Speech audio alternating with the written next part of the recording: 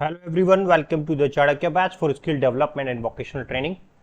We have completed already lecture 13, and in this lecture we'll cover lecture 14. And in this lecture, the very important schemes we will cover: Strive scheme. Strive scheme and Sankalp scheme. These are those one of the important schemes already mentioned in the syllabus. So there is a very high chances it can be asked in the our exam. So strive scheme. Start करते हैं, पहले इसका full form जानते हैं. What is strive? Strive means, तो strive stand for skill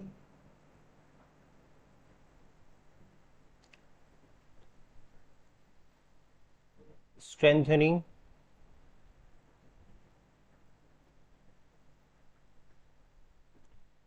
for industrial value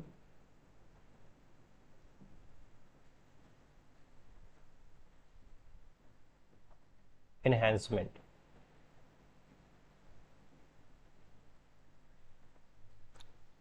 हम यहाँ पे स्किल को स्ट्रेंथन की बात कर रहे हैं जिससे क्या होगा, इंडस्ट्रियल वैल्यू इनहेंस हो जाएगी. सॉरी. तो पहले स्ट्राइव स्कीम या स्ट्राइव प्रोजेक्ट के बारे में हम समझते हैं कि ये कब स्टार्ट हुआ और कौन किसकी इनिशिएटिव है. तो स्ट्राइव की जो हम बात करेंगे, it is a world bank assisted world bank assisted government of India project और स्कीम. तो जो जहाँ से लोन लिया गया है इसके लिए फंडेड, वर्ल्ड बैंक ने फंड दिया है किसके लिए? स्ट्राइव स्कीम्स के लिए. ओके. ये कब इसका अगर साइन की बात करें, एग्रीमेंट जो साइन हुआ है, एग्रीमेंट जो साइन हुआ है हमारा, world bank. Actually world bank दो डिफरेंट इंटरनेशनल बॉडीज का कॉम्बिनेशन है, जिसमें एक का नाम है international bank for reconstruction and development, IBRD. जिसने इंटरनेशनल रिलेशंस थोड़ा पढ़ा होगा उसमें you should know this. World Bank is the combination of the different groups, and these two groups, very important. One is IBRD and one more also there. तो world bank जब हम बोल रहे हैं तो अपने आप में किसी या IBRD की बात कर रहे हैं या फिर उस वर्ल्ड बैंक ग्रुप के में से किसी एक ऑर्गेनाइजेशन की बात कर रहे हैं. तो और डिटेल में जाके वर्ल्ड बैंक ग्रुप्स में डिटेल में गूगल करके आप समझ सकते हैं चीज़ों को. ये हमारा अभी यहाँ पे टॉपिक नहीं है डिस्कशन का. वर्ल्ड बैंक की जब आप बात कर रहे हैं तो ये वर्ल्ड बैंक और गवर्नमेंट ऑफ इंडिया के बीच में जो साइंड होता है, ये होता है 19 दिसंबर 2017. और इसकी इम्प्लीमेंटेशन जो ड्यूरेशन रखी गई, ड्यूरेशन ये टारगेट किया गया है इसका कि इम्प्लीमेंटेड टिल नवंबर 2022 तक इसका टारगेट रखा गया कि नवंबर 2022 तक इस जो स्कीम है, जो प्रोजेक्ट है, इसको इम्प्लीमेंट कर लिया जाएगा. बट ये इम्प्लीमेंट नहीं हो सका. इट कुड नॉट इम्प्लीमेंटेड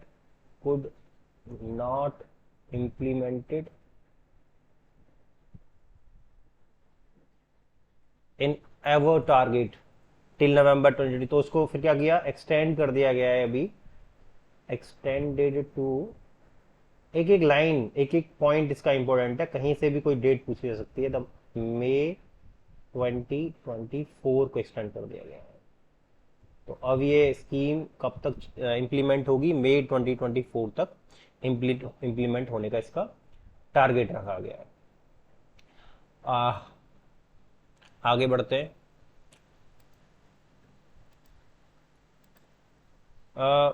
पहले इसके इस स्ट्राइव स्कीम की जो हम बात कर रहे हैं, इसके ऑब्जेक्टिव की बात कर लेते हैं.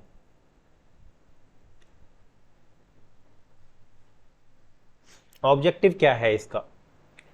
तो इसका ऑब्जेक्टिव है improving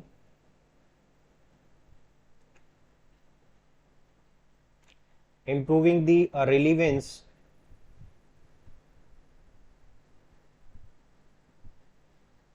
and efficiency of skills training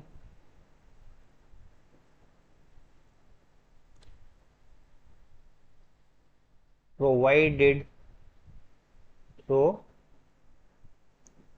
ITIs and apprenticeship। करने का मतलब क्या है, स्ट्राइव स्कीम का ऑब्जेक्टिव अगर हम बात करें तो क्या क्या इसका ऑब्जेक्टिव है, improving the relevance and efficiency of skills training provided through. कहने का मतलब क्या है, ये इंप्रूव करना चाह रही है ये स्कीम, किस लिए कि इंप्रूवमेंट करना चाहते हैं ये किसमें, जो एफिशिएंसी और रिलीवेंस है किसका, स्किल ट्रेनिंग का, स्किल ट्रेनिंग पे फोकस करना चाहते हैं। और वो कौन सी स्किल ट्रेनिंग, जिसको कौन प्रोवाइड कर रहा है, आईटीआई प्रोवाइड कर रहे हैं और अप्रेंटिस के थ्रू जो ट्रेनिंग हो रही है। तो अब मैंने बताया कि आप जो अभी रिसेंट, अब हम लॉन्ग टर्म की जब बात करते हैं तो लॉन्ग टर्म ट्रेनिंग की बात करें, लॉन्ग टर्म वोकेशनल ट्रेनिंग की बात करें या वोकेशनल ट्रेनिंग की बात करें, लॉन्ग टर्म वोकेशनल ट्रेनिंग, उसके दो तरीके हैं। एक तो आप आईटीआईज में एडमिशन ले लीजिए और दूसरा तरीका है आप अप्रेंटिस के थ्रू ज्वाइन कर लीजिए, फ्रेशर्स वाला जो अप्रेंटिस होता है उसको ज्वाइन कर लीजिए, अप्रेंटिसशिप। यहाँ से भी ये भी ट्रेनिंग है, ये ट्रेनिंग बाय इंस्टीट्यूट है, ट्रेनिंग बाय इंस्टीट्यूट, ये आपका गवर्नमेंट भी हो सकता है, प्राइवेट भी हो सकता है। सिमिलरली ये अप्रेंटिस, ये भी एक ट्रेनिंग है, और ये जो ट्रेनिंग है आपकी ट्रेनिंग बाय इंडस्ट्री और training bye expert, industry expert, ये इंडस्ट्री ट्रेनिंग करा रही है। तो अल्टीमेटली क्या है, इस इकोसिस्टम को जो ये क्या है, स्किल ट्रेनिंग, ये कौन, स्किल ट्रेनिंग का लॉन्ग टर्म स्किल ट्रेनिंग के दो तरीके हैं, या तो आप आईटीआईज के थ्रू कर लीजिए या फिर दूसरा एक अप्रेंटिसशिप कर लीजिए इंडस्ट्रीज के थ्रू। अब इसकी जो एफिशिएंसी और रिलीवेंस है उस वो proper as per the standards of the standard नहीं है, इंडस्ट्री नहीं है, स्किल गैप आ रहा है या फिर प्रॉपर बजट नहीं है, फंड नहीं है, तो उसको इम्प्रूव करने के लिए कौन सी स्कीम आई, स्ट्राइव। तो स्ट्राइव स्कीम किसको फोकस कर रही है, it is focusing on skill training improvement. और वो स्किल ट्रेनिंग को कौन प्रोवाइड करता है, आईटीआईज करती हैं या फिर वो अप्रेंटिस के थ्रू ट्रेनीज इंडस्ट्री से करते हैं। तो अप्रेंटिसशिप को हम डिटेल में आगे लेक्चर्स में समझेंगे, अभी अब हम ये समझ चुके हैं कि आईटीआईज का काम क्या है और अप्रेंटिसशिप का, दोनों का काम ट्रेनिंग कराना है। तो एक इंडस्ट्री ही कराती है ट्रेनिंग और एक आपका इंस्टीट्यूट ट्रेनिंग कराता है। तो इस पूरे इकोसिस्टम को अच्छे से इंप्रूव करने की बात स्ट्राइव स्कीम करती है। तो ऑब्जेक्टिव क्लियर हो गया होगा आई होप। फिर आगे हम बात करते हैं इसकी स्कीम को थोड़ा सा समझने की कोशिश करते हैं। कोई भी स्कीम है, जैसे इस स्कीम के बारे में हम बातें अबाउट स्ट्राइव, थोड़ा कोर से हम समझने की कोशिश करेंगे कि अल्टीमेटली ये स्कीम क्या कह रही है। देखिए हम बात कर रहे हैं वोकेशनल एजुकेशन एंड ट्रेनिंग की। ये कैसे होती है, हम ऑलरेडी आपको बता चुके हैं, या तो ये आईटीआईज के थ्रू हो रही होगी या फिर ये अप्रेंटिसशिप के थ्रू हो रही होगी। लॉन्ग टर्म की बात कर रहे हैं, अप्रेंटिसशिप के थ्रू हो रही होगी। अब इसमें कुछ इनपुट्स की रिक्वायरमेंट्स होती है, तब जाके हमें कुछ रिजल्ट मिलता है या फिर आउटपुट मिलता है। इनपुट्स क्या होंगे, इंफ्रास्ट्रक्चर अच्छा होना चाहिए, उसका कोर्स करिकुलम इंडस्ट्री के मुताबिक होना चाहिए, जैसे मान चलो एनएसक्यूएफ के अलाइंड हो, हम ऑलरेडी देख चुके हैं एनएसक्यूएफ। हमारे ट्रेनर्स एनसीवीटी को अलाइंड हो, एनसीईबीटी डीजीबीटी जो भी स्टैंडर्ड सेट करिए उसके अकॉर्डिंग हो प्रॉपरली, और वो ट्रेनिंग करके आए, और एडमिशन प्रोसीजर ट्रांसपेरेंट हो, काइंड ऑफ इस तरह के इनपुट से जब भी बच्चे क्वालिटेटिव बच्चे आएंगे। तो अभी तक जो स्कीम्स रही हैं गवर्नमेंट की, ये इन्हीं चीजों पे ध्यान देती रही हैं। मतलब टिल नाउ जो स्कीम्स रही, मतलब इसके आने से पहले की जो स्कीम्स, जो ट्रेडिशनल स्कीम्स हैं, traditional schemes focus on inputs, but strive scheme क्या कर रही है, it is a outcome based scheme, focus on the result और आउटपुट। अब आउटपुट क्या है, देखिए बच्चे ने एडमिशन तो ले लिया, पास आउट हुआ, उसका प्लेसमेंट हुआ,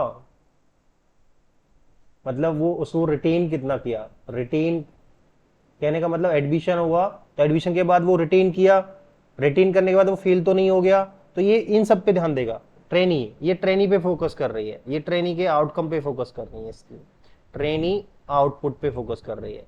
सबसे पहले वो ये कह रहा है कि वो रूटीन किया, एडमिशन तो ले लिया बच्चे ने, इनपुट काम है वो, अब वो पूरे उसने कोर्स ड्यूरेशन को रिटेन किया, एडमिशन परसेंटेज वगैरह उसकी अटेंडेंस सही रही, फिर इसके बाद जब वो एग्जाम में बैठा तो उसमें पास हुआ, और उसके बाद पास होने के बाद उसका प्लेसमेंट हुआ। ये तीन मेजर चीजों पे वो फोकस कर रहे हैं, ये आउटपुट है, ट्रेनी का आउटपुट।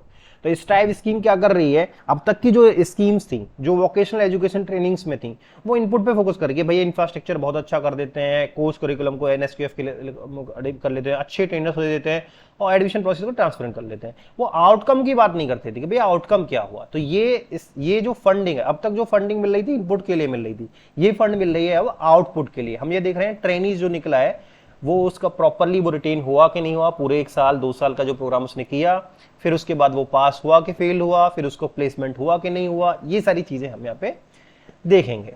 तो ये बेसिकली अब तक की जो स्कीम्स हैं, तो हम ये कह सकते हैं strive is a outcome based, outcome based scheme. Outcome based scheme मतलब रिजल्ट ओरिएंटेड है, ये हम ये देखेगी कि रिजल्ट कैसा आ रहा है, रिजल्ट में आपका रिटेन, ये मेजर 3 चीजें देखेगी।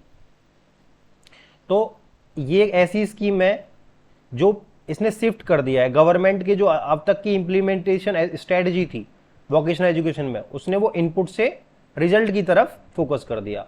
तो after this scheme government shifted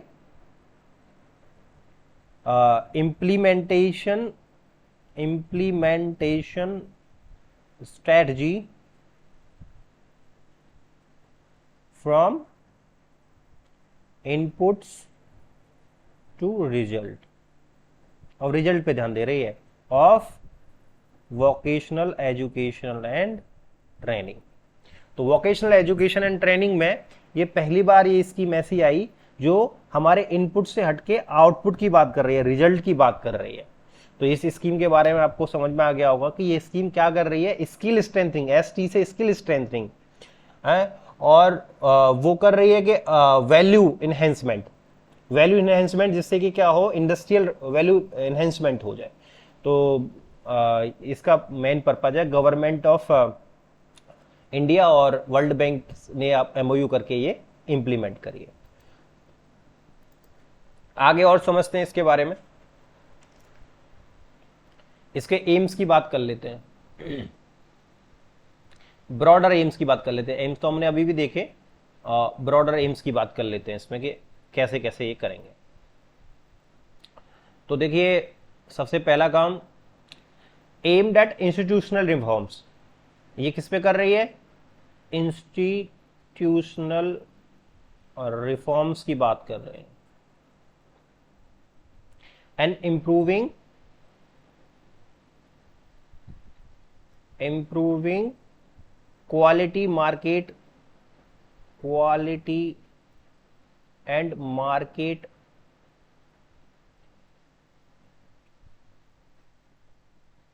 relevance of skill development training programme in long term वीट। इसमें किस पे फोकस कर रही है? इंस्टीट्यूशनल रिफॉर्म्स पे फोकस कर रही है। आईटीआईज, एनएसटीआईज, आईटॉट और जितने भी ऐसे सेंटर्स हैं इनकी रिफॉर्म की बात कर रही है एंड इम्प्रूव करने की बात कर रही है। क्वालिटी एंड मार्केट रिलीवेंस, जो स्किल डेवलपमेंट ट्रेनिंग प्रोग्राम्स चल रहे हैं आपके स्किल डेवलपमेंट, उनके क्वालिटी और मार्केट रिलीवेंस की बात कर रही है जो लॉन्ग टर्म प्रोग्राम्स चल रहे हैं। पहला काम ये हो गया। दूसरा क्या कर रहा है? ये इंसेंटिवाइज कर रही है आईटीआईज को जो इंप्रूव करते हैं ओवरऑल परफॉर्मेंस। इंसेंटिवाइज आईटीआईज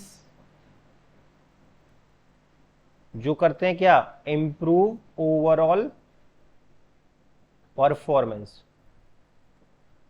उनको रिवार्ड भी मिल रहा है जो इनके ओवरऑल परफॉर्मेंस को इंप्रूव कर रहे हैं, including apprenticeship by involving SMEs, small medium and enterprises, medium small, micro small medium enterprises, ये small medium enterprises and business association and industries, इनके एसोसिएशन को भी इंक्लूड कर रहे हैं। ये उन आईटीआईज को ये इंसेंटिवाइज करेंगे, मतलब फंडिंग देंगे जो लोग अपने ओवरऑल परफॉर्मेंस को इंक्लूड करेंगे ट्रेनिंग के साथ साथ, जो अप्रेंटिसशिप में भी हेल्प कर रहे हैं थ्रू एसएमएसी। जो अप्रेंटिसशिप मैंने बताया इंडस्ट्रीज से होगा, तो इंडस्ट्रीज में वो बड़ी इंडस्ट्री भी हो सकती है, कुछ छोटी इंडस्ट्री भी हो सकती है। और ये प्रोजेक्ट क्या कर रहा है? एक रोबस्ट मैकेनिज्म बनाने की कर रहा है for delivery of quality skill development training. तो इसका एम क्या है? To develop a robust means थोड़ा मजबूत, strong mechanism for delivering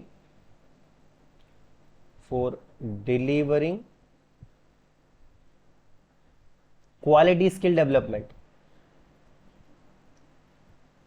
quality skill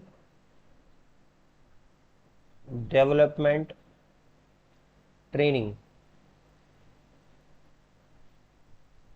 bye strengthening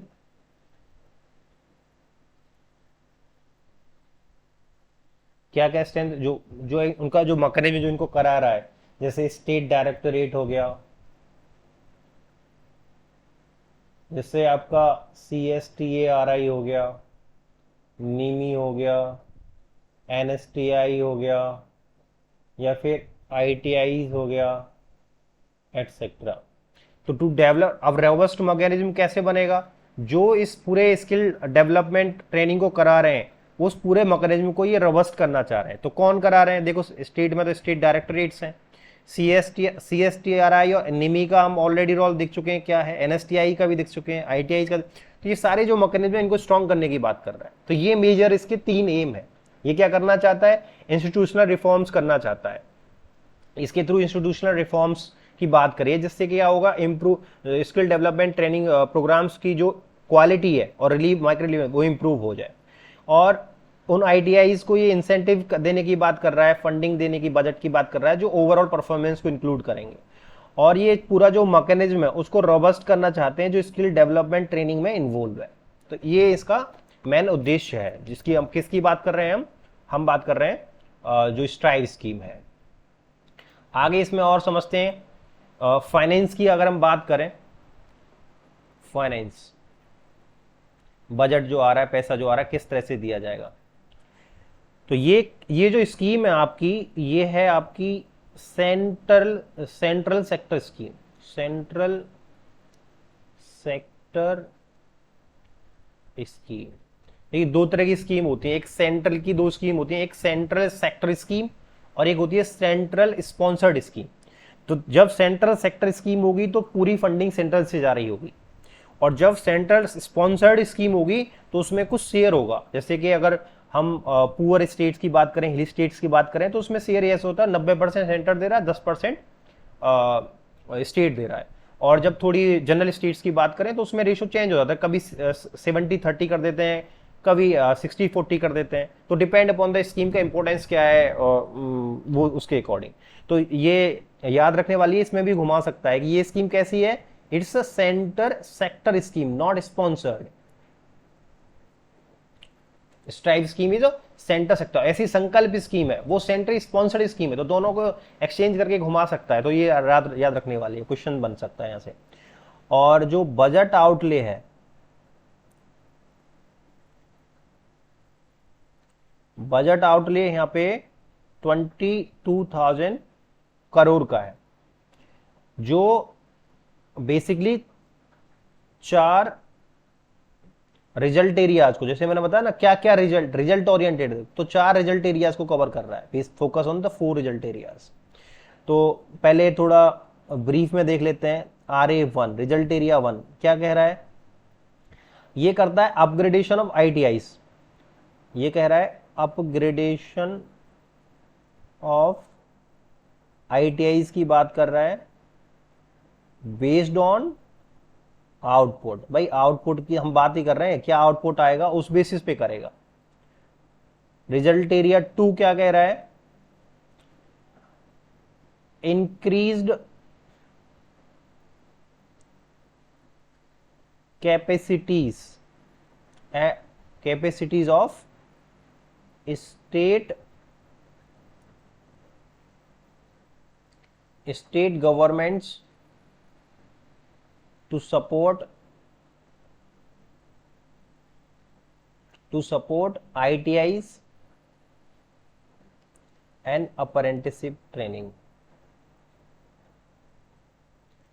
apprenticeship training कहने का मतलब ये फंडिंग की बात कर रहा है, स्टेट डायरेक्टरेट की फंडिंग की बात कर रहा है, ये ITIs की बात कर रहा है, ये स्टेट डायरेक्टरेट की बात कर रहा है। इसको अगर शॉर्ट में समझें तो ये कह रहा है स्टेट डायरेक्टरेट को इंप्रूव करो, उनको फंडिंग दो। Result area 2। रिजल्ट एरिया 3 किसकी बात कर रहा है, improved teaching and learning. Teaching and learning, वो मैकेनिज्म को स्ट्रॉन्ग करने की बात कर रहा है कि जो टीचिंग लर्निंग का मैकेनिज्म कैसे इंप्रूव होगा, क्या क्या मोड ऑफ कम्युनिकेशन होगी, क्या क्या मोड ऑफ टीचिंग होगी, वो सब। चौथा रिजल्ट एरिया किस पे फोकस करेगा, RA4, वो आपका अप्रेंटिसशिप ट्रेनिंग की बात कर रहा है पूरा। इंप्रूव्ड एंड ब्रॉडन्ड अप्रेंटिसशिप, जो अप्रेंटिसशिप ट्रेनिंग चल रही है, अब ज्यादा डिटेल में जब इसको समझेंगे, जब पहले अप्रेंटिसशिप कर लेंगे तो वहां समझेंगे। तो result area 4 of stripe scheme is focus on which part, apprenticeship training. एक एक लाइन से क्वेश्चन बनेगा, एक एक लाइन से। तो ये चार रिजल्ट एरिया है, हमें चारों का मतलब बना। Result area 1 of stripe scheme focus on the upgradation of ITI based on output. Result area 2 वैसे शॉर्ट में रख सकते हैं, स्टेट डायरेक्टरेट की बात कर रहा है, या फिर जो पूरा स्टेट गवर्नमेंट को सपोर्ट करने की बात कर रहा है, तो ऑब्वियसली स्टेट डायरेक्टरेट की इंप्रूवमेंट की बात कर रहा है। रिजल्ट एरिया 3 जो मेथड यूज कर रहे हैं हम टीचिंग लर्निंग के, उसको एडवांस करने की बात कर रहा है, उसको इंप्रूव करने की बात कर रहा है। Result area 4 improved and broadened apprenticeship training है ना, उसको इंप्रूव करने की बात कर रहा है, वहां पे फंडिंग देने की बात कर रहा है। अब इनको और थोड़ा डिटेल में समझते हैं कि क्या कहना चाह रहे हैं। पहले हम रिजल्ट एरिया 1 की बात कर लेते हैं। रिजल्ट एरिया 1 देखिए,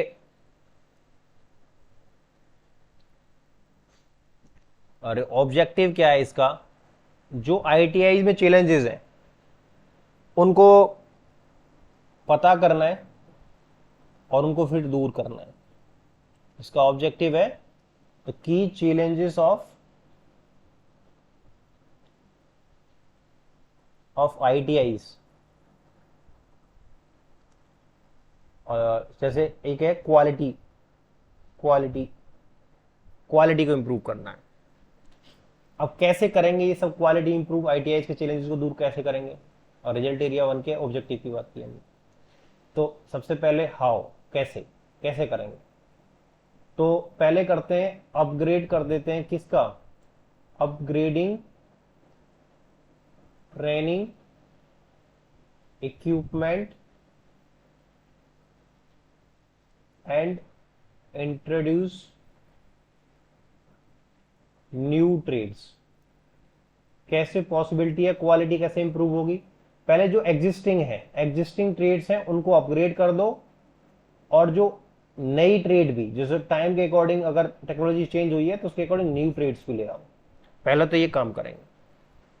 तो ये कैसे, किस किस पे फोकस करेंगे, हु, किस पे फोकस करेंगे, कौन कौन होंगे वो, तो इन्होंने 500 आईटीआईज के सिलेक्शन की बात की। फोकस करेंगे इसमें 500 आईटीआई, जिसमें 400 तो हमारी गवर्नमेंट सेक्टर्स की होंगी और 100 हमारी प्राइवेट सेक्टर की होंगी। अब उनको सेलेक्ट कैसे किया जाएगा, जो गवर्नमेंट है उनकी ग्रेडिंग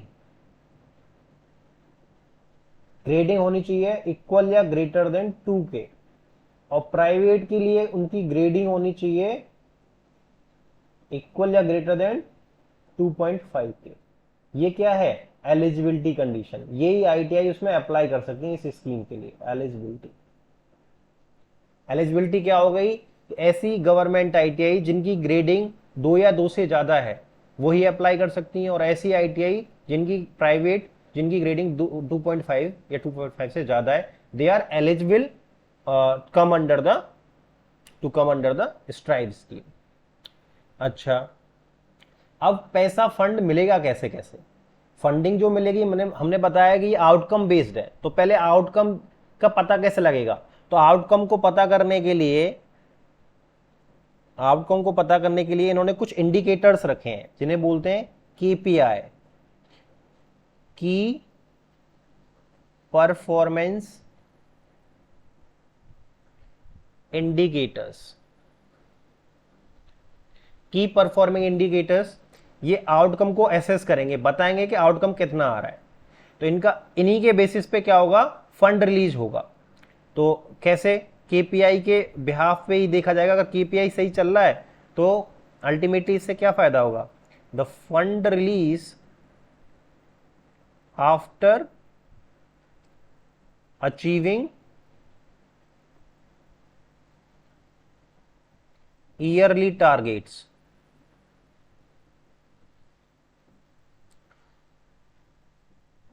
corresponding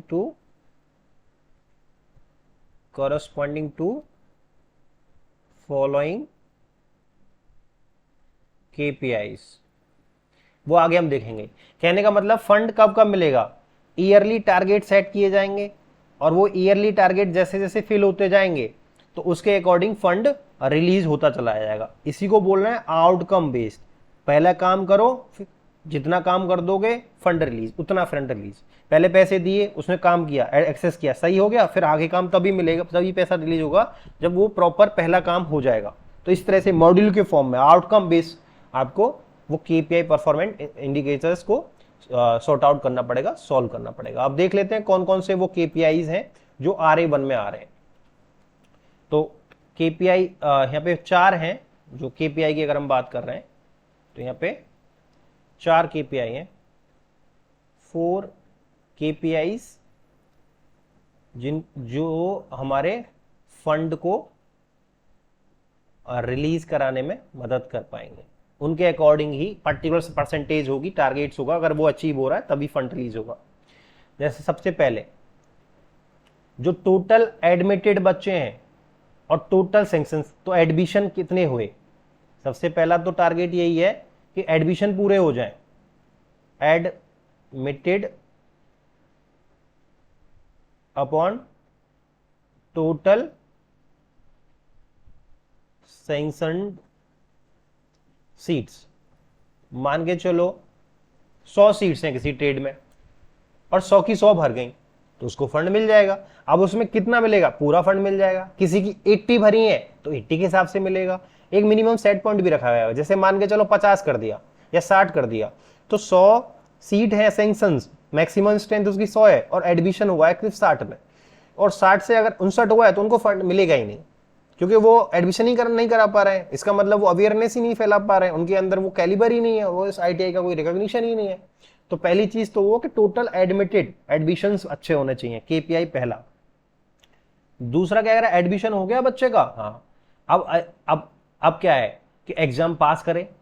एग्जाम पास तब करेगा पूरा, एग्जाम पास करने से पहले एग्जाम दे। भाई ऐसा भी तो हो सकता है एडमिशन ले लिया बीच में ड्रॉप आउट हो जाए, तो ड्रॉप आउट रेट कम हो, तो वो कैसे पता लगेगा, total student exam given. Exam मतलब जो फाइनल एग्जाम होगा ट्रेड का, जो फाइनल जिससे सर्टिफिकेट मिलेगा, exam given upon total admitted. अब जितने भी एडमिट किए हैं, जैसे मान के चलो 100 थे, 100 के 100 एडमिशन हो गए, मैक्सिमम स्ट्रेंथ 100 थी, 100 के 100 एडमिशन हो गए। अब एग्जाम दिया है 30 बच्चों ने ही बस, इसका मतलब बीच में 70 ड्रॉप आउट कर गए, तो फिर नहीं मिलेगा फंड। और वहीं पे अगर एग्जाम दिया है बच्चों ने 80-90 बच्चों ने, तो इसका मतलब सही ही वो जा रहा है, KPI सही है। ऐसे ही एग्जाम देना अलग बात है और एग्जाम पास करना अलग बात है। तो अगली चीजें लिंक इंटरलिंक्ड कैसी है कि जो एग्जाम दे रहे हैं वो पास कितने कर रहे हैं। भाई ऐसा तो नहीं कि बस दे रहे हो पढ़ ही नहीं रहे हो पास नहीं होंगे, तो वो भी देखा जाएगा। तो total pass student upon total student exam given, बच्चों ने जितना एग्जाम दिया उसका वो परसेंटेज निकाला जाएगा। टोटल पास स्टूडेंट कितने हुए हैं, जितने ने एग्जाम दिया उनमें से, जैसे मान के चलो 80 ने दिया और 80 में से 80 बच्चे पास हो गए, तो वाह कितना अच्छा KPI है, अच्छा फंड मिल जाएगा। ऐसे ही फोर्थ पॉइंट वो क्या कह रहा है, टोटल, अब एग्जाम देना ही सिर्फ नहीं था, प्लेसमेंट हुआ कि नहीं हुआ, तो total placed upon total passed. Pass हो गए, पास किस लिए हुए, अब क्या होगा, जॉब लगनी चाहिए, तो टोटल कितने लोगों का प्लेसमेंट हो गया। तो ये मेजर ITIs की कंडीशंस को ये बयां कर देंगे KPI कि भैया कैसे चल रहा है। अगर सब बढ़िया चल रहा है तो उनको प्रॉपर फंडिंग मिलती रहेगी। These are the key performance indicators which are important to release the fund of this particular scheme in particular ITI which is running this scheme.